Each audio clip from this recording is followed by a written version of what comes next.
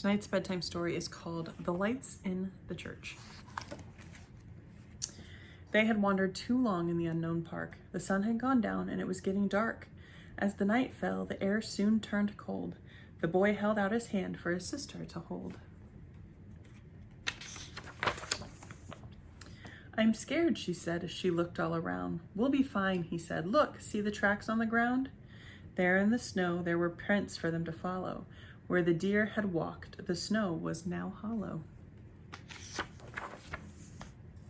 So they started to walk with Hoofprints as their guide, to find a place for the night where they could both hide. They soon came upon a circle of very tall trees. The snow was so dense it came up to their knees. A family of deer walked up close to see who these two-legged creatures could possibly be. They had never seen children, so they wanted to know why they were there and stuck in the snow. "I think those are the deer that made the tracks here. If we follow where they go, we'll have nothing to fear." The boy spoke softly and his sister nodded her head.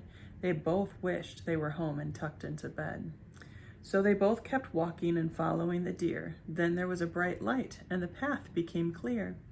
The stars were sparkling gems in the sky and more animals followed as the children walked by. Up ahead in a clearing shone splendid rays of light, and it was a beautiful church, a beacon in the night. They looked at God's beauty that was all around. They forgot they were lost. Inner peace was soon found. The boy said, "Inside the church we'll be safe and sound." But when they got to the entrance, no one was around. And yet the place was lit with an angelic light. It seemed so heavenly, though it was locked up tight. As they walked to a window, something amazing occurred. The stained glass was moving and hymns could be heard. As they slowly looked up, they saw the first story. It was Christ's first miracle in all his glory. A wedding had started and he was a guest. Then his mother Mary came and made a request. "Please help the bride and groom on their special day. They run out of wine and are in dismay." The servers poured water into 6 jars of stone, per Christ's request, then they left them alone. With a wave of his hand and a miracle divine, he turned the plain water into sweet-tasting wine. "How did Jesus do that?" the white girl asked her brother. The boy said, "By the grace of God, and to please his mother." "That's the kind of love I have for Mom and Dad, like the hugs they give us even after we are bad." They walked further down and a new window came into view with bright rays of light that warmly streamed through. There they saw Jesus, who was surrounded by a crowd, as he spoke of God's kingdom clearly and loud.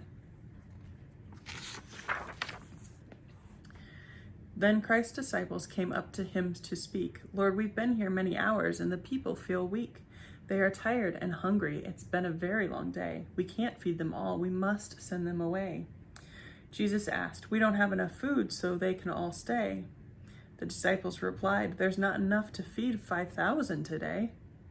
Jesus said, "Bring what you have to me, this is my wish." And they delivered 5 loaves of bread and 2 small fish.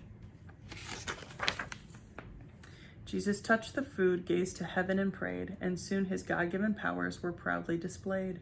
The disciples began to feed all who were there, and as the food multiplied, there was plenty to share. All the people were happy. It was a blessing to each. They stayed many hours more and listened to Jesus teach. The boy smiled to his sister. "Jesus gives us what we need. Just as he fed the hungry crowd, he'll provide if you believe." The snow began to fall as the children continued to walk. The miracle of the windows soon silenced their talk. The third story showed the beginnings of a huge storm. The disciples were huddled together in a boat to stay warm. Jesus prayed on the shore as the wind started to blow. As the storm became stronger, fear began to grow. Through crashing waves, Jesus ventured out toward the boat. He walked on the water, just like he was on top of a float. At first, the disciples thought they were seeing a ghost, not a man. But little did they know it was part of Christ's plan.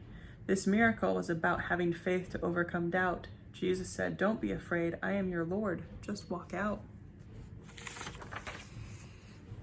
Peter bravely said, I will walk out to you, Lord. And at the beginning his courage has soared. But he began to sink as the waves crashed and the wind blew. Peter became scared and he didn't know what to do. He cried out, Lord, save me. Please give me your hand. Jesus grabbed him, but he wanted Peter to understand. Jesus asked, what happened? You were walking out to me. If only you'd kept faith, you could walk. Can't you see? The girl spoke, we should have faith that we'll be safe too. Yes, said her brother, even when it's not easy to do. What do you think the next story will be? They were excited as they walked to the fourth window to see. The scene came alive and they saw Jesus entering a city. 10 lepers approached him and cried out, Lord, have pity.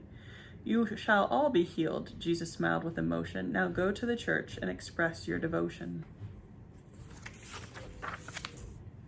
One of the men rushed back to give thanks. He was cured. I'm so grateful, Lord, you've made my prayers heard. It's thanks to you that I'm completely healed. At Christ's feet, he bowed his head and kneeled. Where are the others? Jesus asked. You're the only grateful soul? I thank you for returning. Your faith has made you whole. The girl looked at her brother. I'm thankful I'm with you. Me too, he smiled. Giving thanks is what we should do. A fifth lively window lit up for the children's view. They walked further in the snow to a scene marvelous and new. There were lots of families living in their lives day to day, and they served the Lord at work, at home, and at play. Then the scene changed, and they suddenly realized their own family was pictured. They couldn't believe their eyes. The girl smiled, it's Mom and Dad, and we're even there too. The boy grinned, and Jesus is blessing us in this beautiful view. There was only one window that was left to see. The children couldn't imagine just what it might be. A choir sang loudly, and a rainbow of light poured through. From around the world, they saw what Christians do.